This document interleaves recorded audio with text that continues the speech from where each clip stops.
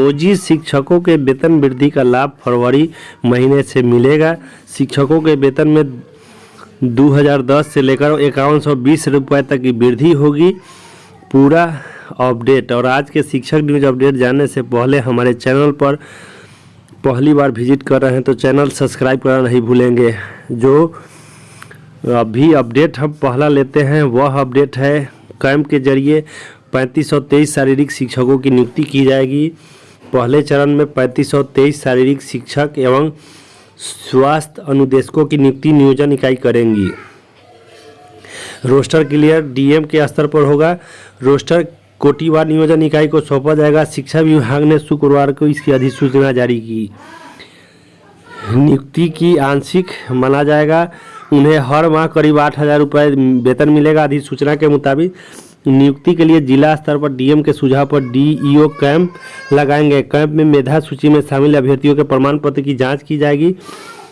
उपस्थित अभ्यर्थियों की अंतरिम मेधा सूची और रोस्टर के मद्देनजर चयन सूची प्रकाशित होगी। प्रमाण पत्र के जांच के बाद ही नियुक्ति पत्र दिए जाएंगे। दरअसल संबंधित नियोजन इकाइयों के सचिव मेधा सूची तैयार करेंगे। योग्यता परीक्षा में समान अंक के होने पर स्थिति में जन्म तिथि और उसमें समानता पाई गई थी। अंग्रेजी के अक्षर के अनुसार अभ्यर्थी को मेधा सूची में रखा जाएगा। कैलकुलेटर के जरिए नियोजित शिक्षकों का पे फिक्सेशन होगा। पूरा अपडेट यहाँ इस प्रकार है कि कक्षा 1 से लेकर 12 तक के 3.5 लाख से अधिक नियोजित शिक्षकों एवं पुस्तकालय अध्यक्षों के वेतन में नए साल में 2010 से 5120 रुपये तक की बढ़ोतरी होगी। वेतन के अलावा इन्हें महंगाई भत्ता, चिकित्सा भत्ता, मकान भत्ता और वार्षिक वृद्धि दे होगा। माध्यमिक शिक्षा निदेशालय ने इस संबंध में जरूरी तैयारी कर ली है। साथ ही जिला शिक्षा विभाग ने भी निर्णय लेने के लिए अधिकृत किया गया है। अब साल में 2 बार नहीं बल्कि 1 बार जनवरी में शिक्षकों की वार्षिक वृद्धि की जाएगी। इससे पहले 2 बार जनवरी और जुलाई में वेतन वृद्धि की जाती थी। शुक्रवार को नियोजित शिक्षकों के मूल वेतन में 15% वृद्धि को लेकर शिक्षकों के वेतन में 15% गणना के लिए कैलकुलेटर का प्रोटेशन दिया गया। इस दौरान माध्यमिक शिक्षा निदेशक मनोज कुमार विशेष रूप से उपस्थित रहे। इस दौरान प्रदेश के सभी डीईओ अन्य संबंधी अफसर वीडियो कॉन्फ्रेंसिंग के दौरान मौजूद थे। कैलकुलेटर के माध्यम से पूरा डाटा जिलावार डीईओ को दे दिया गया है ताकि वे वेतन का सत्यापन अपने स्तर पर कर ले। 1 अप्रैल 2017 के प्रभाव से 4% महंगाई भत्ता, 15% वेतन वृद्धि का लाभ 1 अप्रैल 2021 से दिया जाएगा। जानकारी के अनुसार महंगाई भत्ता 1 अप्रैल 2017 के प्रभाव से 4% की दर से दिया जाता है। हालांकि मकान किराया भत्ता पहले की तरह यथावत रहेगा। हाल ही में शिक्षा विभाग 15% बढ़े वेतन भुगतान निर्धारण करने का गजट भी जारी किया था। इसकी अधिसूचना 12 नवंबर को जारी हो चुकी है। उल्लेखनीय है कि बिहार के नियोजित शिक्षकों के लिए 5200 से 20,200 के वेतनमान में ग्रेड पे 2024 और 2800 लागू है। पाटलिपुत्र विश्वविद्यालय में 4 माह से वेतन पेंशन शिक्षकों को नहीं मिला है। पाटलिपुत्र विश्वविद्यालय उनके अंतर्गत आने वाले कॉलेज के शिक्षक एवं शिक्षेतर कर्मियों को पिछले 4 माह से वेतन नहीं मिला है। सेवानिवृत्त शिक्षेतर कर्मचारियों के समक्ष पेंशन और शिक्षेतर कर्मियों के आश्रितों के समक्ष पारिवारिक पेंशन के भी लाले पड़ गए हैं।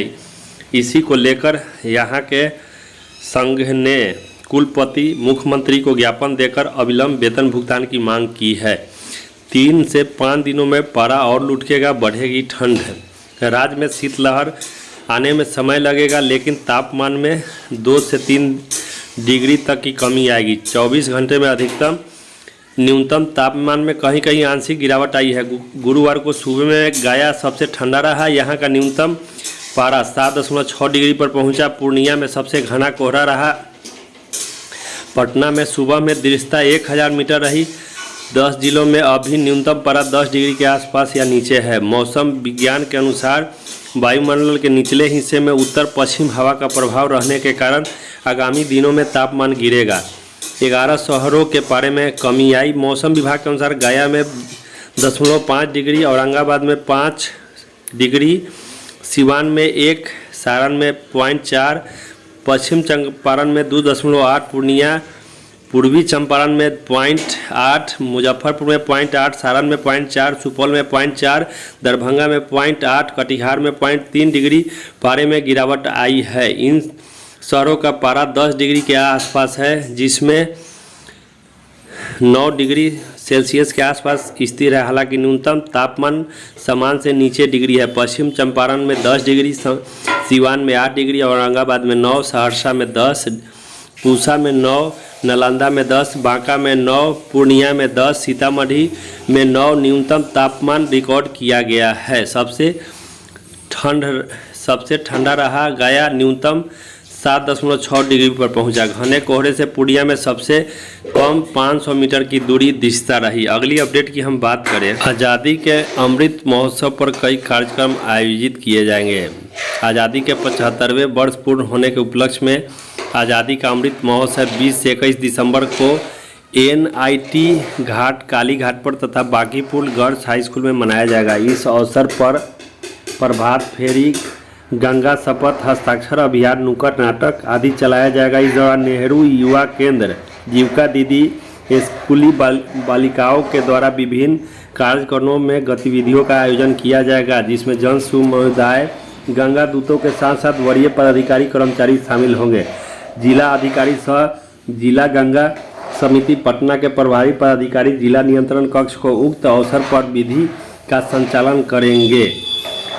प्रथम इंटर लेवल काउंसलिंग पर रोक के लिए याचिका दायर की गई है। रीट याचिका के निष्पादन तक प्रथम इंटर लेवल संयुक्त प्रतियोगिता परीक्षा के काउंसलिंग पर रोक लगाने को लेकर एक रीट याचिका पटना हाईकोर्ट में दायर की गई है। याचिका के जरिए बिहार स्टाफ सिलेक्शन कमीशन द्वारा काउंसलिंग के लिए चयनित अभ्यर्थी अत्यंत पिछड़ा वर्ग के अभ्यर्थी को 31 अक्टूबर 2014, 13, 16 तक जारी किए गए नॉन क्रीमी लेयर जाति प्रमाण पत्र की मांग को लेकर कमीशन के सचिव के हस्ताक्षर से अधिसूचना को रद्द करने का आदेश देने का आग्रह किया गया है।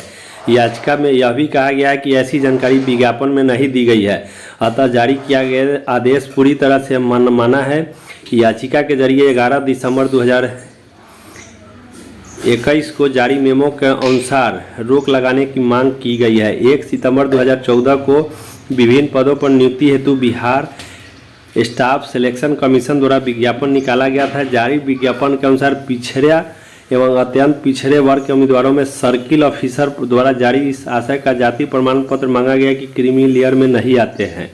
विज्ञापन में कहा गया है कि आवेदन की ऑनलाइन फाइलिंग से वक्त पिछड़े, अत्यंत पिछड़े के लिए नॉन क्रीमी लेयर और ST के लिए जाति प्रमाण पत्र की जरूरत नहीं है। काउंसलिंग में इसकी जरूरत पहुंचेगी। याचिका अधिवक्ता अलका वर्मा के द्वारा दायर की गई है। अगली अपडेट की हम बात करें, 7 डिग्री से नीचे पारा गिरा तो बंद हो जाएंगे स्कूल, सुबह की पाली।